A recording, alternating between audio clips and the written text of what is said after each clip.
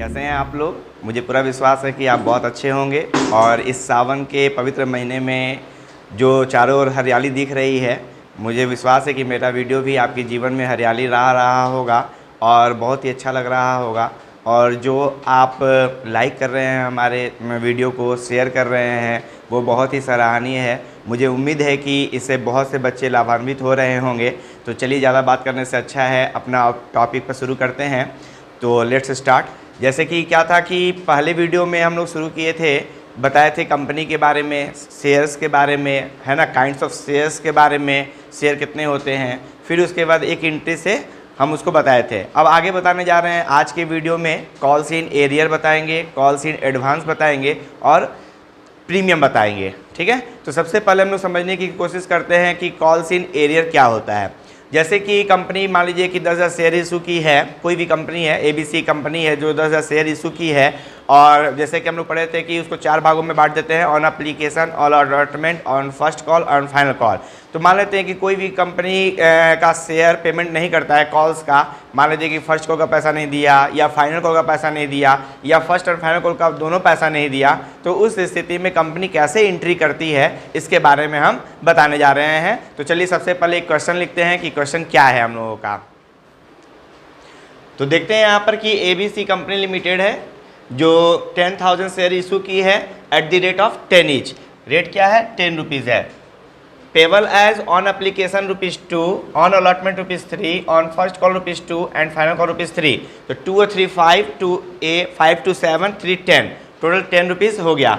अब हम लोग देख रहे हैं क्या क्या लिखा है। All the shares was subscribe, सारा शेयर खरीद लिया गया by the public except, except मतलब छोड़कर होता है, one shareholder who was allotted 1,000 shares did not pay first and final call money. माने एक शेयर होल्डर जो जिसको कि कंपनी 1,000 शेयर अलॉट की थी, वो कंपनी का फर्स्ट कॉल का और फाइनल कॉल का पैसा नहीं दिया। फिर कह रहा है पास जर्नल एंट्रीज, इसका जर्नल एंट्री कीजिए। तो जैसे हम लोग पढ़े थे, सबसे पहले ऊपर में लिख देते हैं कि कितना शेयर इशू हुआ, कितने के हिसाब से हुआ, उसी तरीके से कर लेंगे। जैसे यहाँ पर देखते हैं कंपनी 10,000 शेयर इशू की है, तो लिख देते हैं हम लोग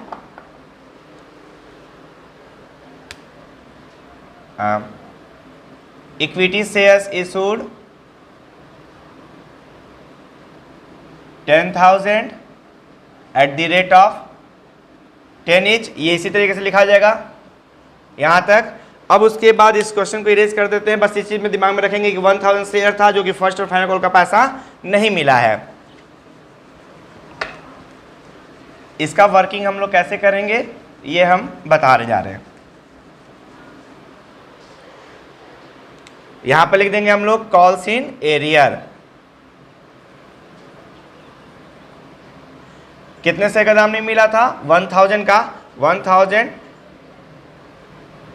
इक्विटी शेयर्स किसका किसका नहीं मिला था? On first and final call. First call का भी नहीं मिला था और फाइनल कॉल का भी पैसा नहीं मिला था। तो जैसा कि दोस्तों हम पहले बताए थे आपको कि पहला रिसीविंग एंट्री करते हैं, bank account debit to equity share application, उसी तरीके से हो जाएगा। Bank account debit to equity share application account. कितना हो जाएगा? 10,000 इंटू 2 20,000 हो जाएगा। जनरल का लाइन जैसे लोग ड्रॉ करना सिखाए थे उसी तरीके से हो जाएगा।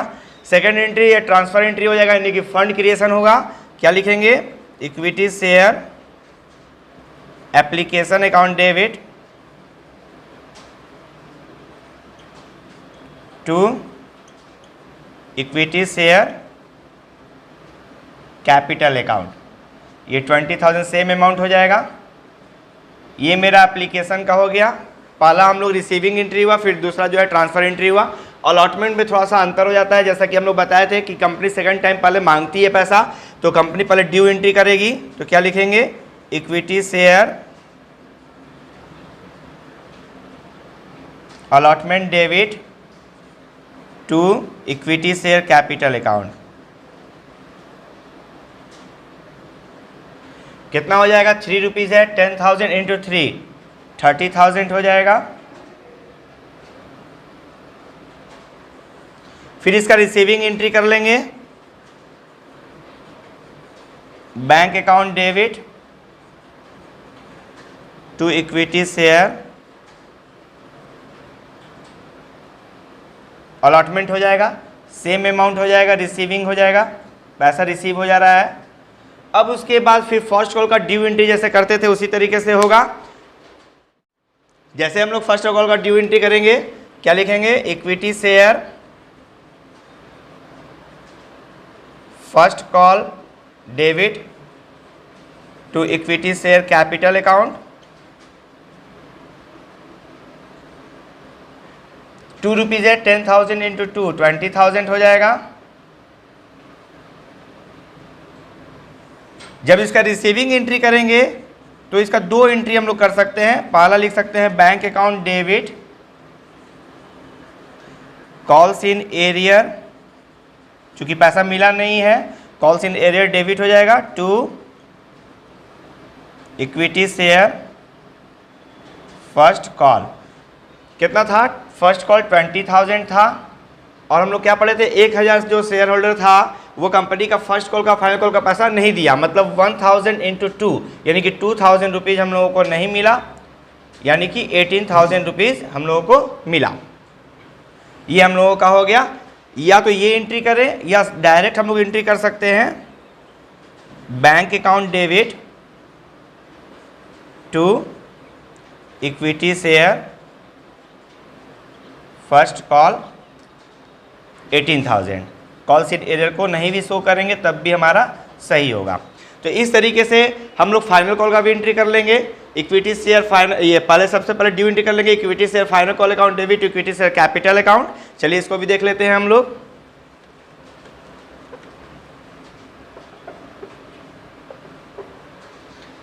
लिख लेंगे यहां पर equity share final call debit to equity share capital account. 3 रुपया है, 10,000 इंटू 3 30,000 हो जाएगा। फिर यहां पर हो जाएगा bank account debit calls in arrear debit to equity share final call. कितना हो जाएगा, ये हो जाएगा 30,000।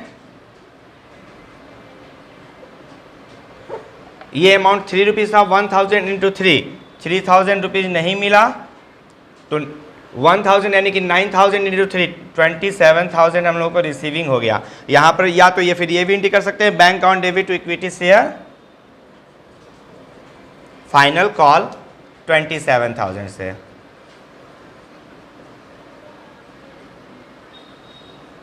तो ये था बच्चों हम लोगों का कॉल्स इन एरियर का एंट्री। उसी तरीके से अगर क्वेश्चन में हो कि अगर कोई कंपनी को पहले ही पैसा दे देता है तो उसको हम लोग कहते हैं एडवांस में पैसा रिसीव होना कंपनी के पॉइंट ऑफ व्यू से। तो अब इसका एंट्री कैसे करेंगे ये चीज़ अब हम लोग इसको बताने जा रहे हैं। तो बच्चों हम लोग देख रहे हैं यहाँ पर कि Ramesh limited issued 15,000 equity shares at the rate of 10 each payable as on application ₹4 on allotment ₹2 on first and final call balance amount. अब ये हम लोग समझने की कोशिश करेंगे ये बैलेंस अमाउंट क्या है। तो हम लोग देखे थे कि टोटल 10 रुपये होना चाहिए, 10 को ही बाइफर्केट किया जाता है, बांटा जाता है। तो एप्लीकेशन में 4 रुपये दे दिए, अलॉटमेंट पे 2 रुपये दे दिए, तो 4 और 2 6 रुपया हो गया। तो बैलेंस कितना बचा, 4 रुपया, यानी कि बैलेंस अमाउंट का मतलब हुआ 4 रुपया। 4 रुपया फर्स्ट और फाइनल कॉल का कंपनी एक ही साथ मांग ली है, मतलब अलग अलग नहीं मांग करके एक ही बार में दोनों कॉल का पैसा मांग ले रही है, इसीलिए इसको फर्स्ट एंड फाइनल कॉल एक साथ लिखते हैं। अब आगे क्या लिखा है, all the shares were subscribe bye the public, सारा शेयर जनता द्वारा खरीद लिया गया। One shareholder who was allotted 500 share, एक शेयर होल्डर जो 500 शेयर खरीदा था, paid all the money with allotment money, मैंने वो पूरा पैसा अलॉटमेंट के साथ दे दिया। तो जैसे हम लोग स्कूल में पढ़ते थे या हम लोग ट्यूशन में पढ़ते हैं तो क्या होता है कि अभी जुलाई मंथ चल रहा है, तो कुछ बच्चे ऐसे होते हैं जो जुलाई मंथ में ही अगस्त सितंबर अक्टूबर का पैसा पेमेंट कर देते हैं। तो ये क्या हुआ, हमारा एडवांस पेमेंट हुआ। तो इसी तरीके से जब कोई शेयर होल्डर कंपनी को समय से पहले ही पेमेंट कर देता है तो उसको कॉल्स इन एडवांस कहा जाता है। और इसका एंट्री हम लोग कैसे करेंगे, चलिए अब हम लोग देखने जा रहे हैं। तो इसी तरीके से जैसे ऊपर में लिखा हुआ है लिख देते हैं,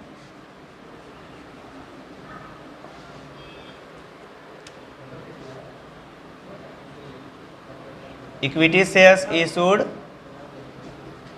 15,000 at the rate of 10 each. On application इसी तरह से हो जाएगा, अलॉटमेंट हो गया, फर्स्ट एंड फाइनल कॉल हो गया। अब यहाँ पर ध्यान रखेंगे कि एक शेयर होल्डर जो 500 शेयर खरीदा था वो पूरा पैसा अलॉटमेंट के साथ दे रहा है, तो इसको हम लोग कैसे लिखेंगे ये चीज़ हम लोग समझने जा रहे हैं।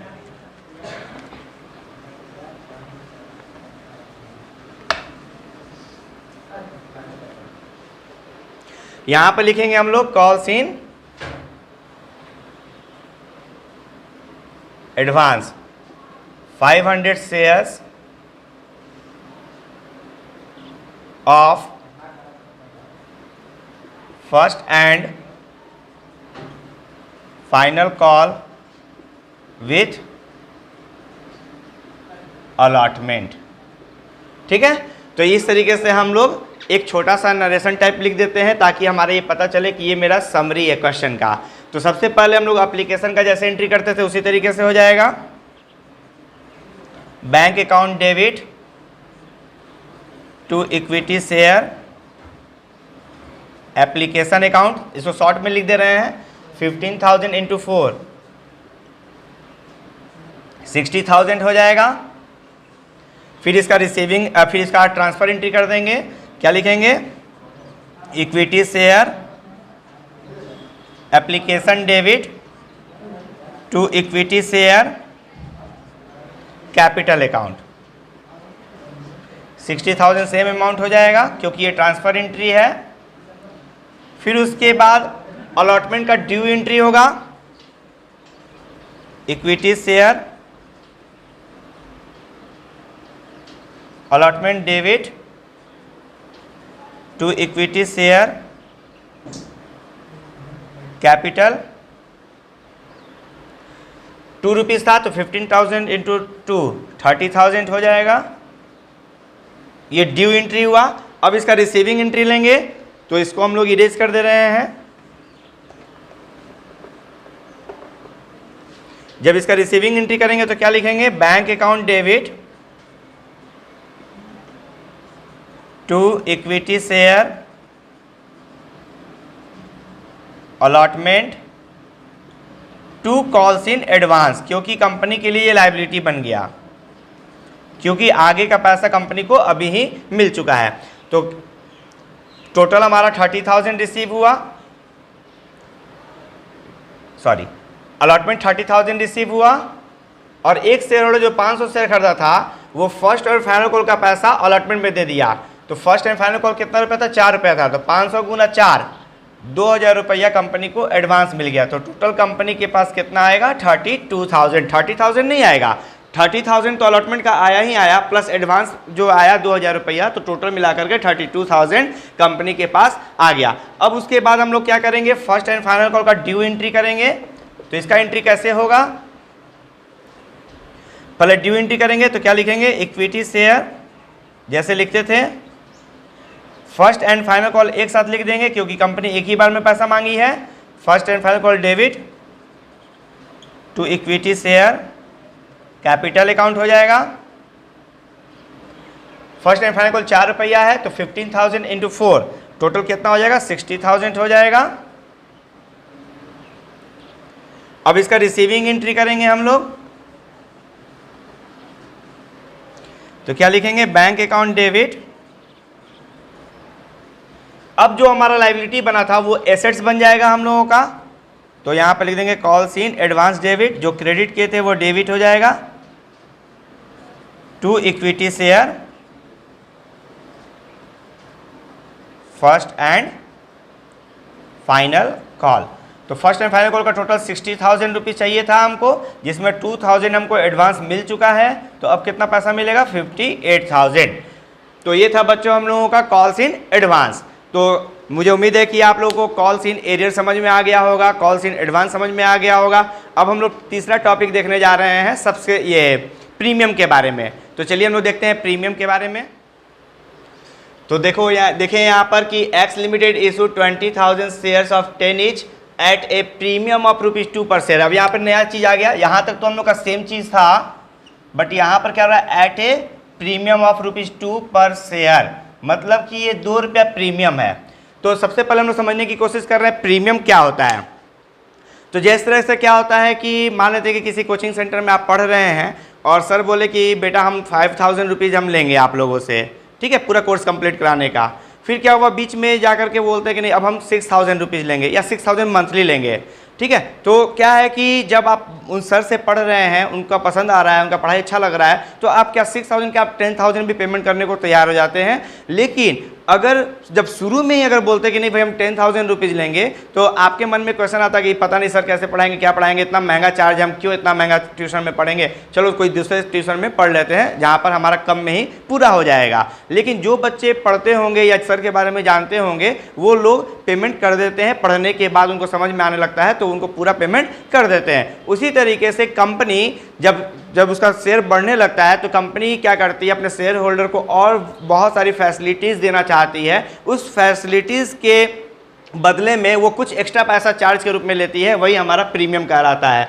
और एक चीज़ और हमेशा ध्यान में रखेंगे कि प्रीमियम जो है हमेशा अलॉटमेंट के साथ ही होता है। क्यों, जस्ट अभी हम बताएं उसी तरीके से कि अगर हम एप्लीकेशन पे ही मांग लेते हैं तो हो सकता है था कि बहुत सारे शेयर होल्डर चाह करके भी नहीं देते, उनको डाउट होता कि पता नहीं कंपनी कैसी है, प्रॉफिट देगी नहीं देगी। यही वजह है कि कंपनी फर्स्ट टाइम में नहीं मांग करके सेकंड टाइम में मांगती है। अगर थर्ड टाइम में मांगेगी तो कंपनी के लिए उतना डिले होगा, इसीलिए वो सेकंड टाइम यानी कि अलॉटमेंट पे ही कोशिश करती है कि प्रीमियम रखा जाए। ऐसा कोई जरूरी नहीं है कि अलॉटमेंट में ही होगा, क्वेश्चन है एप्लीकेशन के साथ भी हो सकता है, अलॉटमेंट के साथ भी हो सकता है, फर्स्ट कॉल के साथ भी हो सकता है या फाइनल कॉल के साथ भी हो सकता है।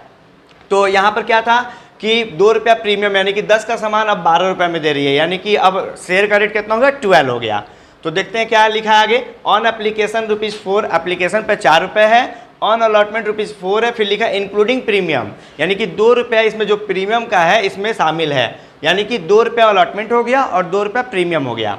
और कह रहा है on first and final call ₹4, तो हम लोग देखेंगे टोटल 10 + 2 12 हुआ, तो 4 4 8 और 4 12, यहाँ पर भी 12 हो गया यानी कि बराबर हो गया। अब क्या कर रहा है आगे कि all the shares were subscribe, सारा शेयर खरीद लिया गया, and all the money was duly received, अब पूरा पैसा हम लोग को मिल गया। पास जर्नल एंट्रीज, अब जर्नल एंट्रीज कीजिए। तो जिस तरीके से एप्लीकेशन का एंट्री करते थे उसी तरीके से हो जाएगा। Bank account debit to equity share application account, कितना रुपए है हम लोगों का, 20,000 इंटू 4, 80,000 रुपीज हो जाएगा। फिर हो जाएगा equity share application debit to equity share capital, 80,000 हो जाएगा।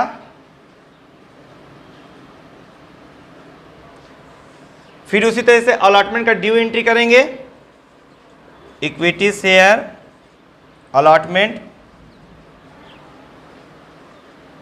डेबिट टू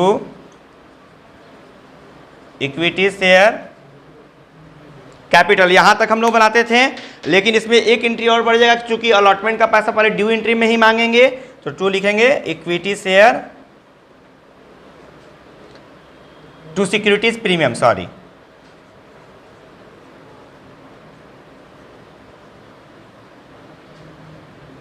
अब क्रेडिट क्यों किए हैं, क्योंकि कंपनी के लिए लायबिलिटी है, प्रॉफिट तो है नहीं, लायबिलिटी से हमेशा क्रेडिट होता है। तो टोटल 4 है, तो 20,000 इंटू 4 टोटल 80,000 हो जाएगा।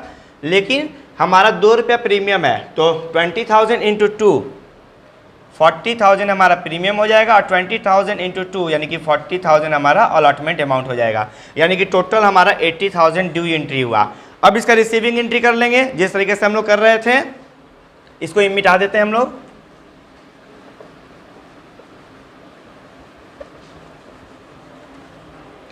तो क्या एंट्री करेंगे, bank account debit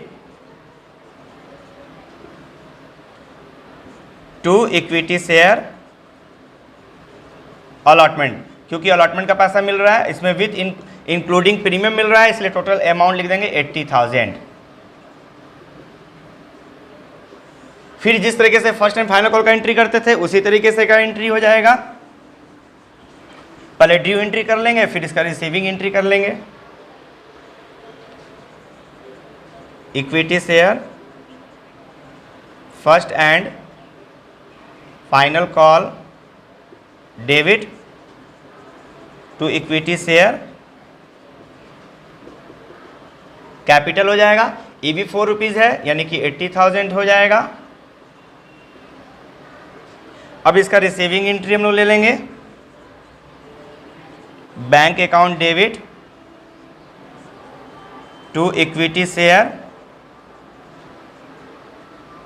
first and final call 80,000।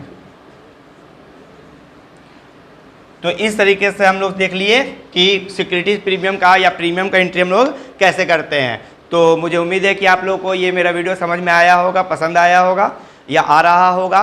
तो इसको एक बार फिर से देखेंगे, हम लोग खुद से सेल्फ एक बार बनाने की कोशिश करेंगे। अगर किसी प्रॉब्लम में डाउट है या कोई आपको टॉपिक समझ नहीं आया होगा तो बिल्कुल कमेंट बॉक्स में कमेंट करेंगे और हम उसका रिप्लाई करने की कोशिश करेंगे।